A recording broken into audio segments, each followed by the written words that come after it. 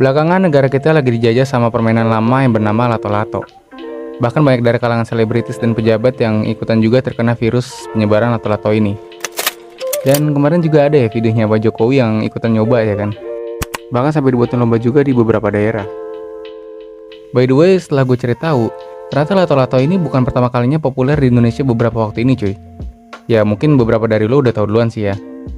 Karena menurut Wikipedia, lato-lato ini justru pertama kali ngetren di Indonesia itu di era 70-an sampai 90-an. Dan di tahun 2002 sampai 2003 itu juga ngetren banget di Makassar dan beberapa daerah di Pulau Jawa. Mainan ini sebenarnya cukup efektif untuk membuat para bocil jadi nggak kecanduan gadget. Bahkan kata seorang dosen sosiologi dari Universitas Padjadjaran, Pak Dr. Heri Wibowo, lato-lato ini juga bisa membangun growth mindset bahwa keberhasilan itu butuh yang namanya proses, alias ya nggak instan gitu. Karena kalau kita ambil pelajaran dari lato-lato ini, kan harus dibenturin dulu gitu ya, buat berhasil di permainan ini gitu. Ya maknanya bagus sih, tapi bagi beberapa orang dewasa, mainan ini cukup menguji kesabaran ya. Apalagi kalau yang main itu rame-rame dalam komplek. Well, sejujurnya fenomena lato-lato ini ngebuat gue jadi penasaran dan pengen bahas lebih dalam lagi nih tentang mainan ini. Dan gue udah rangkum semuanya berdasarkan dari data yang ada. Kalau emang nanti ada kesalahan informasi, mohon untuk dikoreksi, oke? Nah, di segmen kali ini kita bakal bahas lebih lanjut nih tentang mainan lato-lato ini. So, jangan lupa untuk simak pembahasan kali ini sampai habis ya. Well, lato-lato ini pertama kali muncul di tahun 1960-an. Dan berasal dari kota Chicago di Amerika Serikat yang ditemukan oleh Marvin Glass. Nah, kalau lato-lato itu dari bahasa Bugis, dan masyarakat Makassar biasa nyebutnya dengan kato-kato. Artinya itu menggambarkan suara benturan kedua bola ini. Ya intinya begitu sih. Dan kalau di Eropa, mainan ini disebutnya dengan click-clacks. Dulunya mainan ini terbuat dari kaca temper. Ya sejenis sama temper glass yang sekarang dipakai untuk handphone gitulah. Nah, tapi karena bahannya gampang pecah dan berbahaya, mainan ini sempat ditarik peredarannya dari pasar Amerika. Karena waktu itu juga udah banyak nih korban dari mainan ini.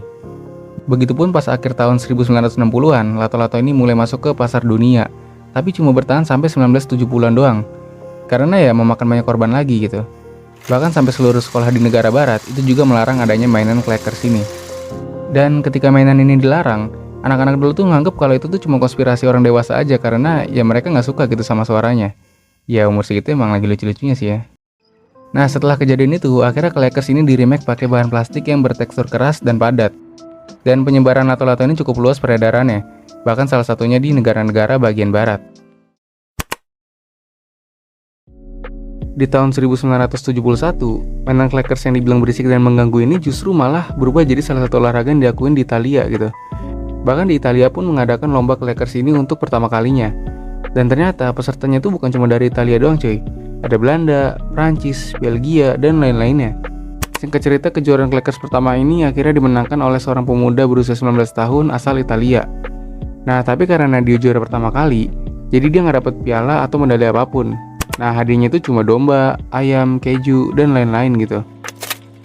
Sebenarnya waktu itu clackers ini belum ada persetujuan secara nasional, walaupun yang jualan lato-lato ini udah rame. Bahkan justru waktu itu masih banyak kecaman kalau bola ini tuh sebagai bola neraka. Singkat waktu selama tahun 1980-an, giliran Argentina nih yang heboh sama mainan ini.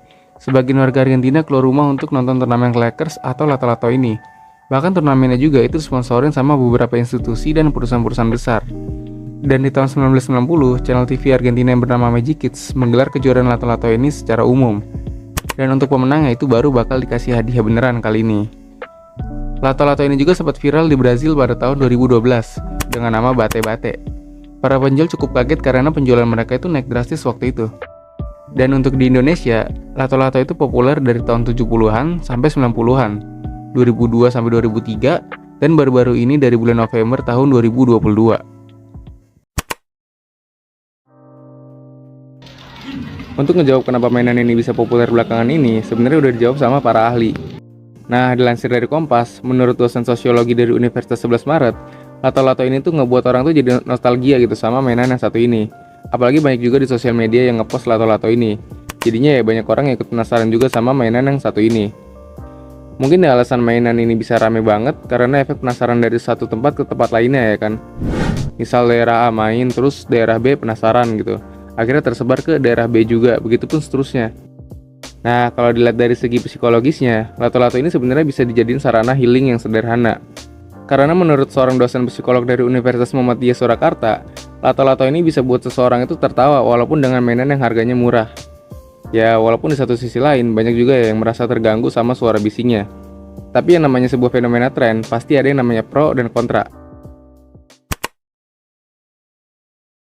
Saudara, salah satu tempat wisata di Samarinda memanfaatkan momen demam permainan lato-lato untuk menarik pengunjung.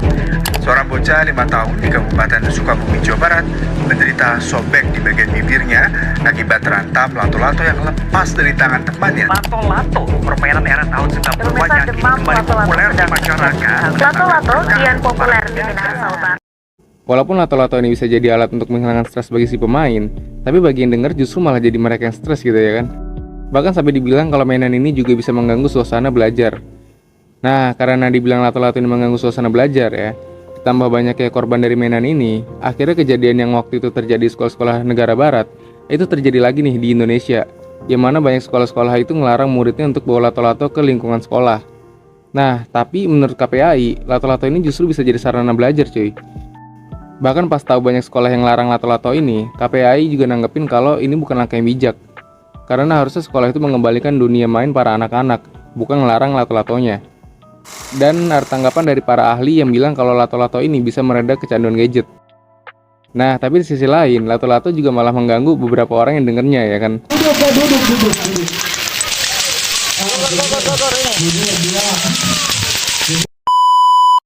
Well, selain dari segi keamanan dan pembelajaran, faktanya lato-lato ini juga berdampak positif pada ekonomi cuy.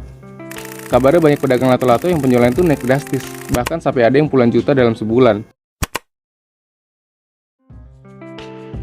Well, ternyata mainan yang sempat heboh belakangan ini punya kisah perjalanan yang panjang. Bahkan umurnya pun gue rasa lebih tua dari kita semua ya. Sebenarnya untuk masalah keamanan, gue rasa mainan gimana pun pasti ada yang namanya risiko permainan. Kayak waktu tahun 2017 kan sempet tren tuh mainan fidget spinner. Dan itu pun pasti ada korbannya juga ya kan. Nah, yang bisa kita lakuin ya hati-hati aja gitu mainnya. Khususnya buat para bocil nih ya. Well, mungkin sekian dulu ya pembahasan kita kali ini. Kalau ada misinformasi atau ada yang mau nambahin, feel free buat tulis di kolom komen, oke? Semoga bermanfaat, sampai jumpa di segmen selanjutnya.